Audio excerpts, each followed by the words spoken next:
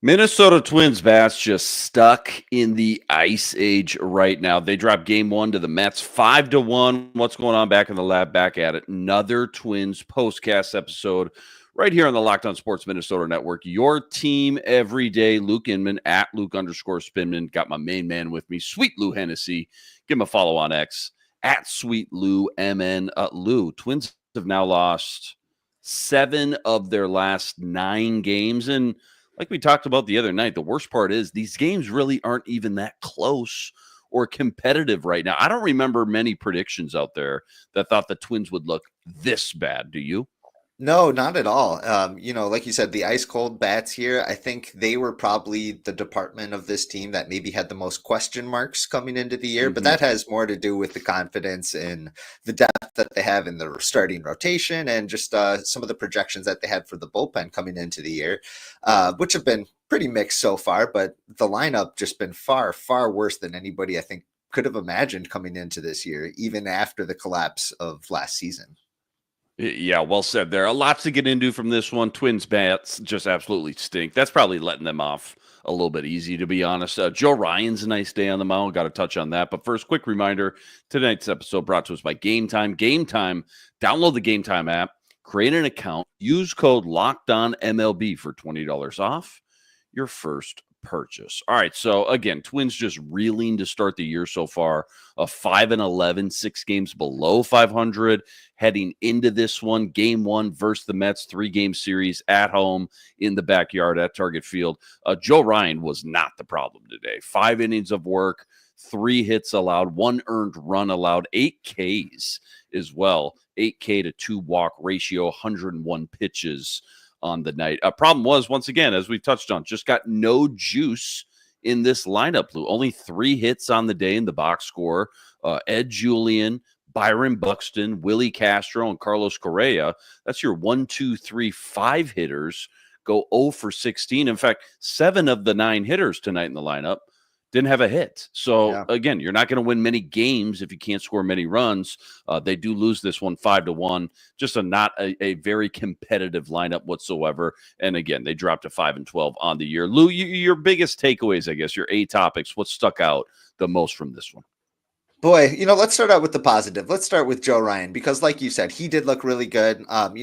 He got through 5 innings, and I'm sure that there's going to be people complaining that they want the pitching to go deeper into games, but he had 8 strikeouts, only allowed 3 hits and a couple of walks. I mean, that is going to play every day of the week, even against one of the best teams in baseball, which is the New York Mets right now. So I was really pleased with what I saw from Mr. Joe Ryan, and being able to ride that Joe Ryan experience tonight, at least for 5 innings. But after that, the highlights really run out pretty quickly, don't you think? Yeah, 100%. Let's get into the biggest turning point from this one. Time to reveal where the game was won or lost. It's the turning point. This was a 1-1 tied up game going into the 6th inning. So for you and your money, Lou, what was the biggest turning point in this one? When and why?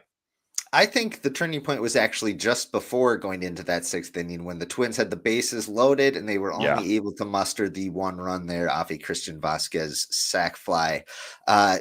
It's just not going to get it done. They weren't going to win this game 1-1.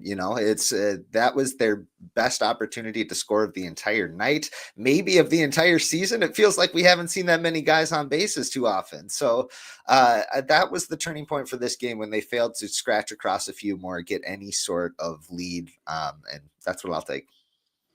You touched on it. Joe Ryan, not a problem. Again, 5 innings, 3 hits, 1 earned run, 2 walks, 8 Ks, 101 pitches. How's his stock or trajectory right now? Like, kind of which way is that pointing? Got to be at least warming up anyways after tonight. And I know you've mentioned, the Twins pitching, they've had a clunker or two this year. Absolutely. But what part of the pitching is letting them down the most this year? Again, we'll bag on the lineup and the hitting here in a second, but the starters, middle relievers, the closers, like, give me the Twins kind of power rankings, if you will, when it comes to those 3 areas of the Twins pitching staff thus far this year. At this point, I think you might have to put Joe Ryan right at the top of the list there. He is, dare I say, the only player on this team who is playing to expectations so far this year. I mean, a 2.45 ERA on the year This was his third start, I believe, third start. And, he's looked every bit the part of a frontline starter, I think. So Joe Ryan has been the kind of golden boy of the starting rotation here. I still think that they're finding their way. I think the rotation overall has been pretty solid. I put them right at the top there. And for the reliever's sake, it feels like it's day to day. I mean, I was there on Sunday and they had 3 different guys strike out like seven different batters. So they can be super electric when they're on. And on nights like tonight, it might just be their biggest flaw is throwing to first base. That seems to be the biggest issue for this team of the pitchers just absolutely airmailing it. I felt bad for the ball boy that was out there in the right field foul line because he was just getting peppered with throws left and right. Yeah, well said there. That's kind of just basically a collection of if you could sum up the Twins' start to the year after what do we got here? 16, 17 games. That pretty much sums it up. Pitchers not being able to throw it to first base. That's your Minnesota Twins thus far. I mean, might as well just go to a St. Paul Saints game, actually. That's actually a good tease for a good question I got in segment 2. Plenty more deep dive from this one. I do want to ask you about your nerdy stat of the day as well. That's all coming up right after this. Quick reminder, tonight's episode brought to us by FanDuel. FanDuel, America's #1 sportsbook, an official sportsbook partner of the MLB. Right now, FanDuel is giving you a chance at a huge return, $200 in bonus bets, guaranteed when you win your first $5 bet. Why I love FanDuel. When you get the hunch in the middle of the game, you can go check out the latest stats. You can view live play-by-play and so much more, all on the same page where you place your bets. Again, $200 in bonus bets, guaranteed when you hit your first $5 wager. Go check it all out over at FanDuel.com. Get on some MLB future action while you're there. Twins plus 270 right now to win the AL Central. Pablo Lopez, let's see, 20-1 to win the American League Cy Young. Pretty good value there. It's all setting up over at FanDuel.com. Go again, check it all out over at FanDuel.com and get $200 in bonus bets guaranteed when you hit your first $5 wager. FanDuel, America's #1 sportsbook, an official sportsbook partner of the MLB. All right, nerdy stat of the daytime. Crazy stat, fun analytic, Twins related. I'm assuming it's not gonna be a great one though. What do you got?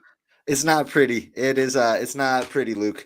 This comes from Parker Hageman of Twins Daily. He tweeted this out after the game tonight, and he said he really did a deep dive into how bad the Twins lineup has been against fastballs so far this year, especially when compared to the Major League average. The rest of the major leagues, or I should just say Major League Baseball, the average against fastballs is the 247 batting average. The Twins are hitting 195 against the heater. Rest of baseball has a 742 OPS. Twins scuffling under 500 OPS in those situations. They have 3 home runs on the year off of fastballs. Guess how many the New York Yankees have? They have 25 already this year off of those. So it just shows you kind of how far off this lineup is from some of those elite teams, especially the ones who are absolutely crushing fastballs so far. So that's the nerdy stat. This is what you'll be talking about. It just feels like at this point, the product right now the Twins are putting out on the field is almost unwatchable. It's funny, actually, ESPN just came out with an article, basically a power rankings, if you will, of the most watchable teams in baseball. Take a stab. Minnesota Twins, 30 teams in the MLB. Where do you think the Twins rank among these 30 teams as far as most watchable goes? Right now, 17 games of the year.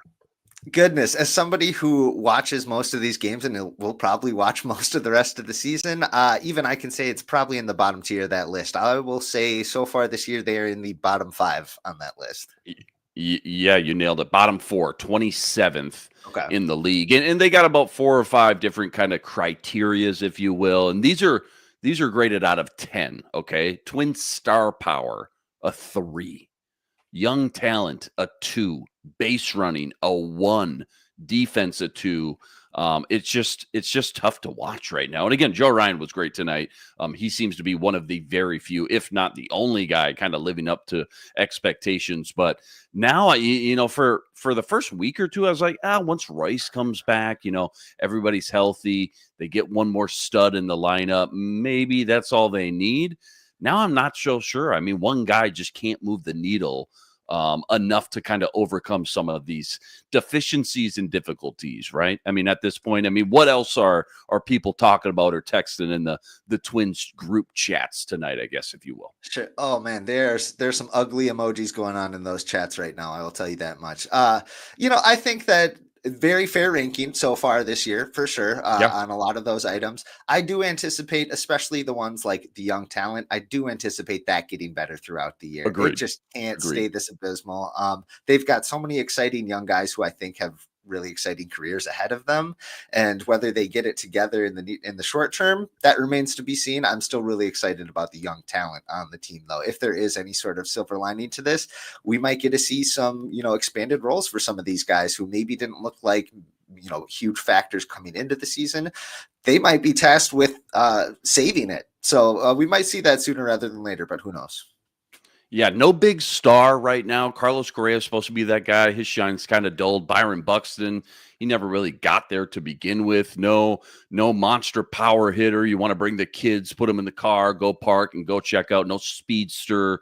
No must-see ace on the mound right now. Again, you nailed it. Like, there is some young pups kind of climbing the ranks. Emmanuel Rodriguez, we've talked about, even going back to last year. Luke Keyshaw kind of ripping it up for the Saints right now in AAA. But just given the early struggles of the offense right now, I think this 27th out of 30 ranking, as far as most watchable team in the MLB, I think that's more than fair, to say the least.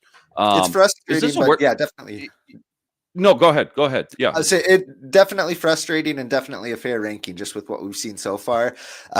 Fans are spitting it out right now. I think they had announced attendance of 10,000 for tonight's game. It was chilly. It was a little damp. I get it, but it's the New York Mets. They don't come to town that often. They just signed this premier player in Juan Soto. And, I think far fewer than 10,000 were actually in the stadium tonight. And unfortunately, it's going to keep leaning that way until they kind of get their act together. I would love to see the year-over-year comparison. 10,000, that's terrible. That's atrocious. But again, pretty cold early in the year. What was the attendance last year at home around this time, middle of April? I mean, was it kind of on par the same, or was that, even though it's cold, it's rainy, it's windy, it's not fun to go to a baseball game quite yet in Minnesota? We're not there yet. Were they still putting up much better numbers than 10,000 per? That's what I'd love to look up after this one. Don't go anywhere. Quick review. Yeah, go ahead. You got it? Definitely better. Tonight's game was the lowest attended game in Target Field history, excluding the COVID season.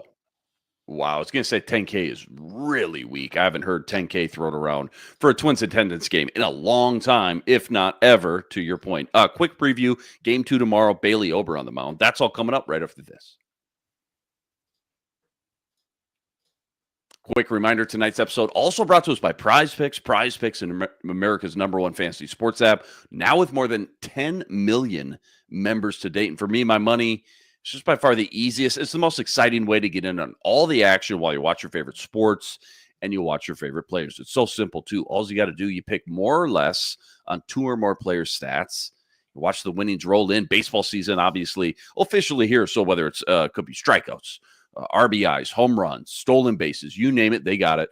Take your pick on more or less. Add them to your Prize Picks entry today. Plus, they now offer Apple Pay, quick and easy deposits into your account all season long. Download the Prize Picks app today. Use code LOCKEDONMLB for $50 instantly with any $5 wager. All right, real quick. Game 2 tomorrow. Bailey Ober on the mound, 6:40 first pitch time. If you were just looking for baby steps here, Lou, what's something that you would just love to see tomorrow that would give you even a sliver of hope and encouragement, despite it, it's obviously only going to be one game on the schedule? of course, we're going to hope for more hits, but I got to say, if Bailey Ober has another start similar to what he did last week, which was definitely his best start so far of this young season, he was dealing with that stomach illness a couple weeks ago. He looks to be pretty fully recovered, or at least based on the performance of last week. If he can string together a few of these starts together and we can get more confidence in him, we're confident in Joe Ryan, then we start to kind of plug a hole that has been ailing the Twins so far this year. So I'm looking for Bailey Ober to continue his positive streak here. Twins bats, they stay broke again, stuck in the ice age right now. They dropped game 1 at home versus the Mets, 5-1 your final, 5-12 now on the year, 7 games below 500. But huge shout out to all you guys, all the everydayers out there that always make us your first listen. All you guys coming in the chat with us from game to game. Make sure you like and subscribe. Go check out all of Lou's work on X at Sweet Lou MN, plus all the work he's always ripping up over at zonecoveragemn.com as well. Luke Inman on X at Luke_Spinman. Again, Twins Mets game 2 tomorrow, 6:40, first pitch. Bailey Ober on the mound. We'll see you right here. Same time, same place. But until then, signing out.